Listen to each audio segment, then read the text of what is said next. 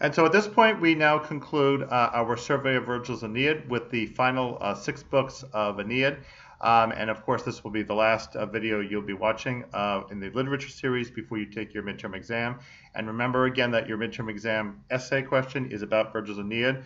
So please make sure that you've studied this work very carefully before you take the exam, because you'll need to understand the Roman character of Aeneid as much as possible in order to be able to appraise the work as either an original Roman work or as a really Greek work that was dressed up to look Roman, as the essay question is asking you to advise. All right, so let's talk about the last 6 books, books 7 through 12 of Virgil's Aeneid. So this now, of course, is Aeneas's successful arrival into Latium, which is the territory near the mouth of the Tiber River on the west side of Rome, west side of Italy, excuse me, where Rome is going to be founded. You might want to pause here and take out the map of Italy that you will find under resources, just to remind yourself of where Rome is and where the Tiber River is. So if you need to, please pause the video and obtain your map of Italy from resources on Sakai. Okay, are you all set?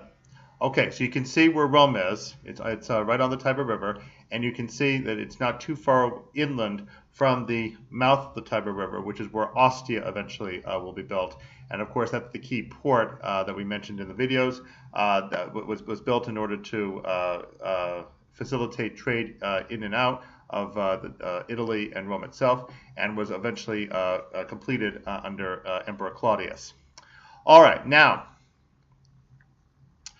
the main theme, obviously, for the arrival of Aeneas into Italy and the subsequent wars that break out is that Aeneas, as prophesied by the Sibyl back in Book 6, is going to have to struggle very hard to actually establish the proto-Romans there in Italy. Obviously, they are foreign invaders, and their arrival will be taken as such by the people there, even though they were initially welcomed in hospitably. The warfare that breaks out over the remaining 6 books not only is the continuation of what is predicted by the Sibyl, but also now switches the tenor of Aeneid from being a book resembling Odyssey, in which Aeneas is traveling, to a book resembling Iliad, in which we have the territory itself that will eventually, of course, as we know, fall under Roman possession, but which is right now going to be the site of the major battles and conflicts that will break out along the Tiber River in Latium between the Trojans coming in and all the various peoples, especially the Rutulians and others who will try to obstruct the arrival of the Trojans and their establishment of their new city. So the first difficulty that arises when Aeneas actually arrives in Italy is that he meets with King Latinus. And King Latinus welcomes Aeneas in very, very hospitably, despite the fact that there are a couple of very negative omens that appear upon Aeneas' arrival. There is, for instance, a swarm of bees that gives an indication of a foreign power that's about to invade. You may remember in our video about Virgil that Virgil's work Georgics concludes with a whole study of the farming of bees, and then ties that in with the story of Orpheus and Eurydice, but also makes a political statement because the lead bee in the hive, as Virgil describes it, is a rex, a king. And so we have a sense that some type of foreign power ruled by one particular person is coming in order to disrupt life in Italy as it previously had been. So Latinus has that negative omen. Also, as had happened with Ascanius previously, Lavinia's hair now catches fire at one point during a sacrifice. So we've now had Servius Tullius in Livy. We have had Ascanius in Book 2 of Aeneid, when Aeneas is pondering whether or not to flee Troy as he's being told to, and now suddenly realizes with that omen that he needs to. And now we have Lavinia, the daughter of King Latinus, whose hair also catches fire. She's, of course, going to eventually become queen because she'll be married to Aeneas, but nobody at that point obviously knows that. So Lavinia was originally betrothed to the king of the Rutulians, Turnus. However, when Aeneas arrives and makes a very positive impression on Latinus, Latinus switches his allegiance and causes Aeneas to now become the new betrothed to Lavinia. This does not sit well at all with Latinus' wife, Amata, the queen of the Latins. She objects quite ferociously to what is happening, but her objections are ignored.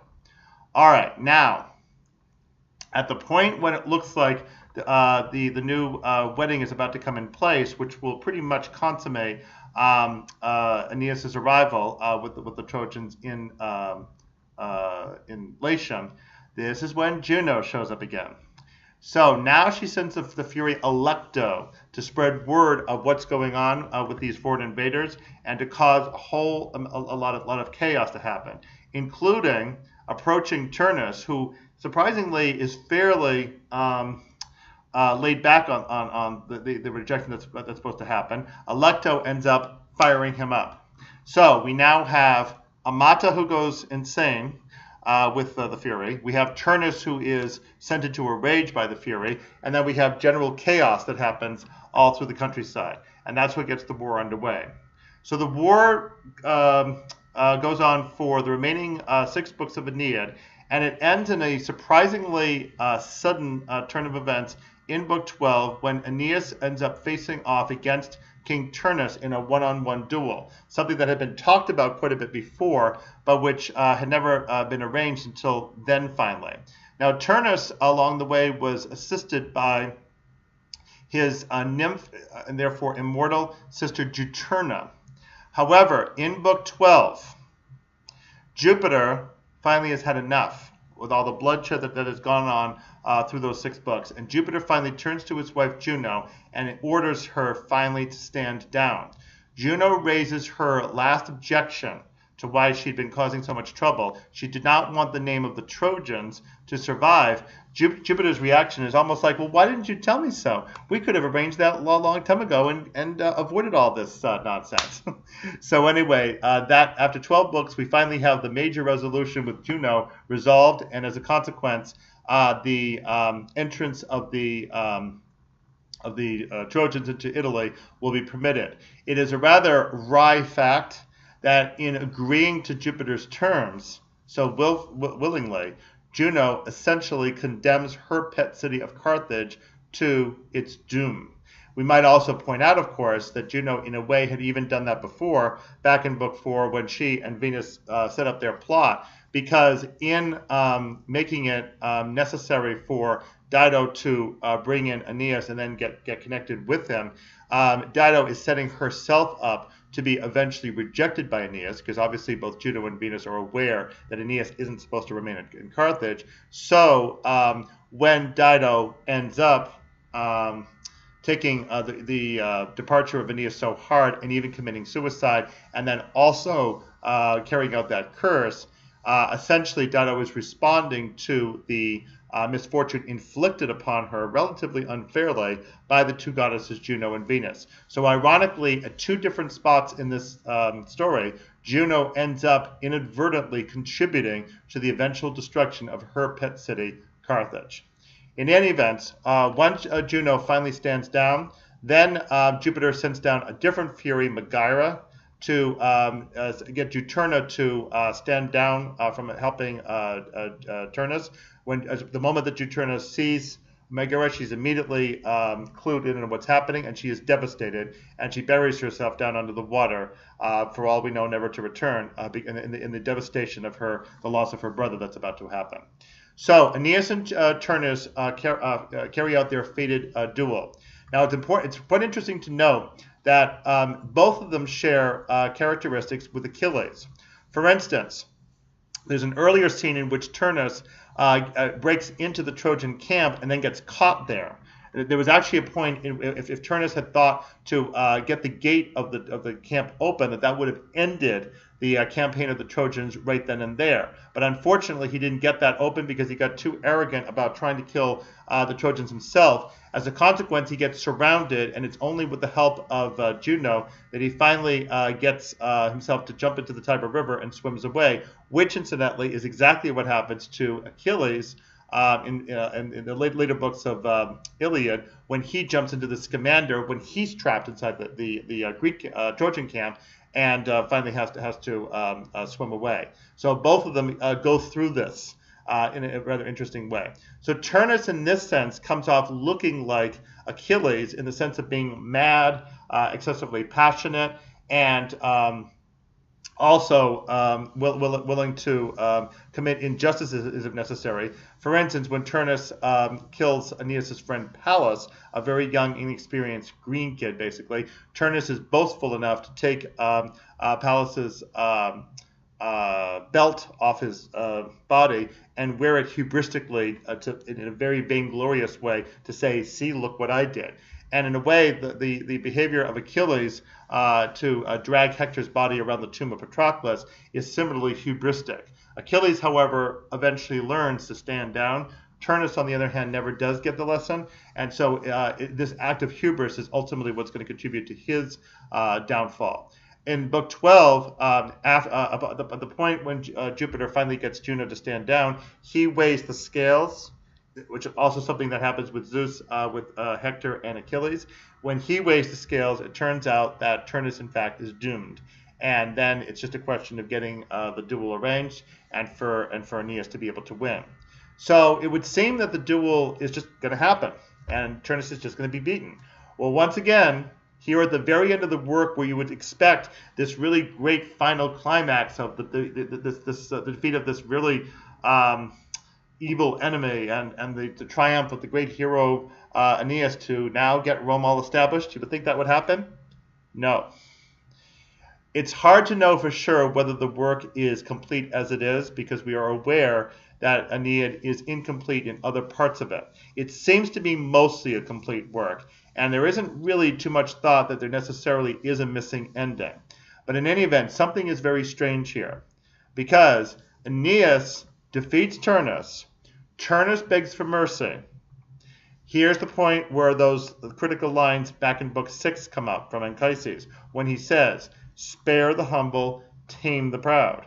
So here's Aeneas thinking, should I spare Turnus's life? And he's almost about to do that until he sees the belt of Pallas across Turnus's body, and suddenly Aeneas' rage about Pallas steps in, and he slaughters Turnus immediately. That, in fact, concludes the Aeneid. And there's no mention at all of the eventual marriage of Aeneas and Lavinia, of the foundation of Lavinium, which is going to be the place where Rome will eventually be founded. None of that comes forth. Instead, all we get is this death blow against Turnus. So assuming Virgil did actually end the work this way, what's going on here? It seems as if Aeneas has finally allowed anger, ira, I-R-A, in Latin, to overtake him, and for passion to overtake his good judgment. And in fact, Seneca, the later philosopher, wrote a whole work called De Ira, in which he had very questionable things to say about whether it was appropriate to allow anger to color one's judgment. So what exactly has happened here? Well, it's important to realize that Turnus, in fact, is a hubristic antagonist to Aeneas. And what we should really do is rewind the tape for a bit and go back to the earlier parts of the work to see how this builds up. Why should this be the culmination of Aeneas' arrival? So let's trim back for a little bit to Book 7. So when the war breaks out, we have a whole list of the allies on both sides, which is comparable to the famous catalog of ships in Book 2 of Homer's Iliad. As we go further, it turns out that Aeneas needs armor.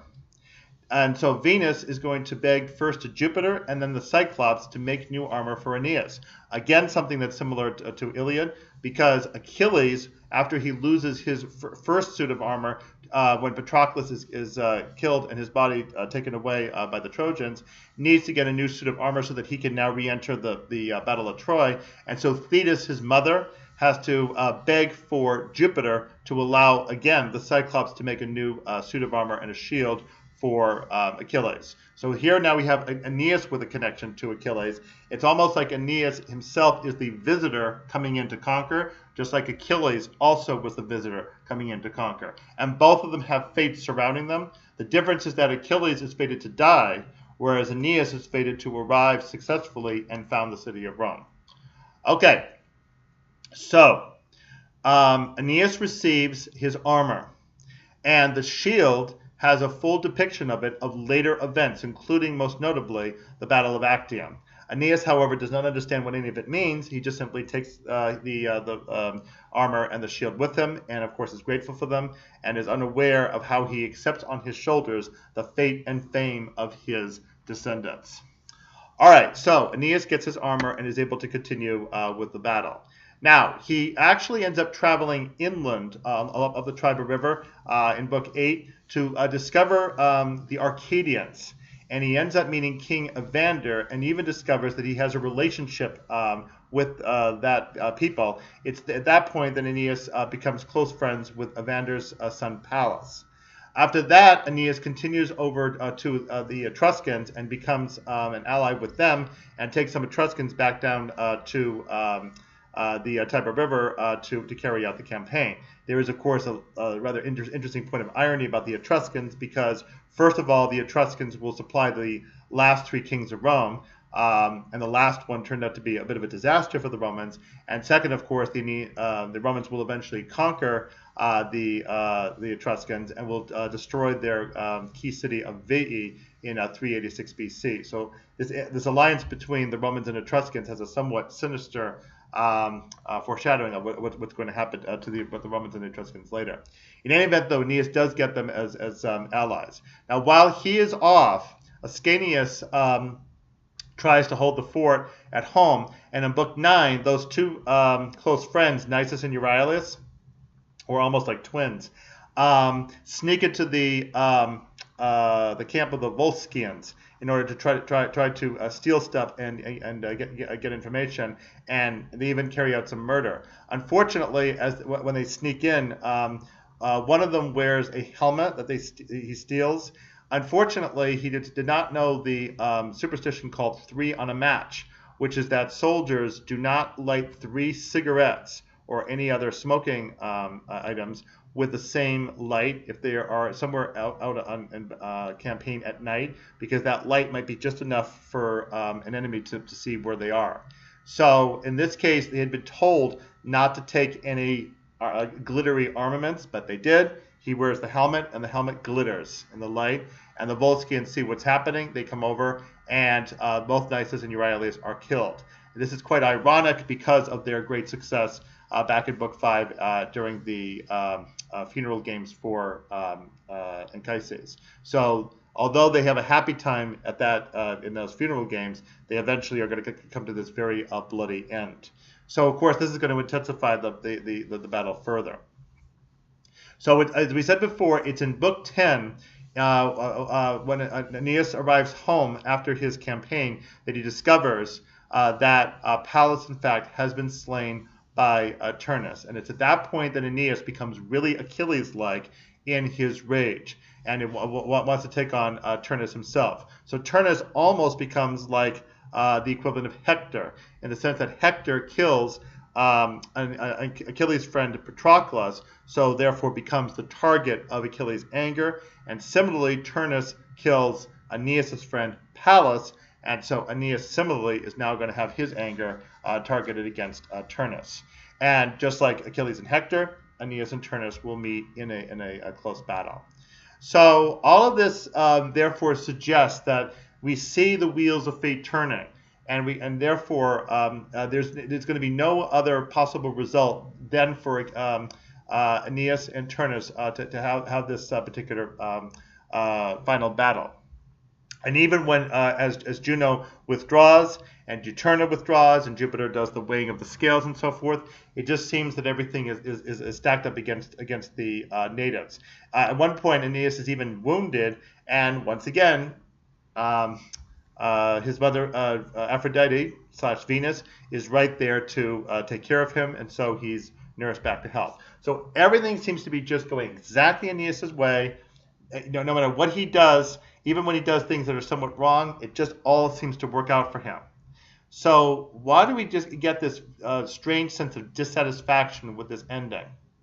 Because what I suspect that Virgil is trying to do here is to indicate that if the Romans are actually going to be the powerful empire that they now supposedly are and will oversee, if that's all going to happen, the Romans are going to have to resort to passionate, sometimes even angry, violent means in order to achieve the at least allegedly good end of having the empire to run and being on top of it. And of course, just like Pericles back in the 5th century BC in Athens told the Athenians in Thucydides' history, well, now you have an empire. If you're regretting it now, it's too late because you can't let it go. Similarly, once the Romans get this empire in place that Octavian has been able to land for them, they've thanked Octavian very nicely by granting him the title of Augustus, so he's now really the emperor. So now the Romans have that empire. If they really have any second doubts about it, if they really want to try to turn the clock back and go back to the Republic, the way that Emperor Claudius, for instance, wanted to do, no. The elimination, especially of Cicero in 43 BC at the hands of Mark Antony in the Second Triumvirate, signals us that once the Republic goes downhill, that's it. In fact, it's really the Second Triumvirate itself, Octavian, Antony, and Lepidus, that actually does end the Republic completely. Once that happens, it's gone. The actual formal end of the Republic didn't really end up occurring in practical terms until after Antony's defeat at the Battle of Actium, because that's when, of course, Octavian actually was able to assume the position of Principate and Emperor. But effectively, the Republic was dead. Nobody really could realistically see a way to getting the Republic as it had been back in place. Once the emperor is established at Rome as the supreme leader the way he eventually is, even though the consuls are there, the Senate, all the other officers are there, everything has been changed around, especially with the title of Imperium, to make it impossible for anybody realistically to challenge the emperor. The only way that's ever going to happen, of course, is through assassination with the Praetorian Guard. And should that happen, there'll very quickly be another emperor to take one's place. In fact, the last realistic chance that the Romans might have had to get the Republic back was when Caligula was murdered, and Claudius was sort of fakely put back up as the new emperor because he was stuttering and he was lame and it looked like he was totally stupid, lost in the head, so there's no possible way he'll be an emperor. So then everybody will get the idea, look how dumb the Principate is, let's get rid of it, let's get back to the Republic, the really good way of doing things. But no, even the Republican Claudius rose to the occasion and turned out to be a decent emperor. And I think it's probably from that point forward that everybody finally has to just accept very reluctantly that there's just not going to be a republic ever again. It just simply will not happen. So that means that the Romans are responsible for governing their empire in a prosperous, effective, and judicious way.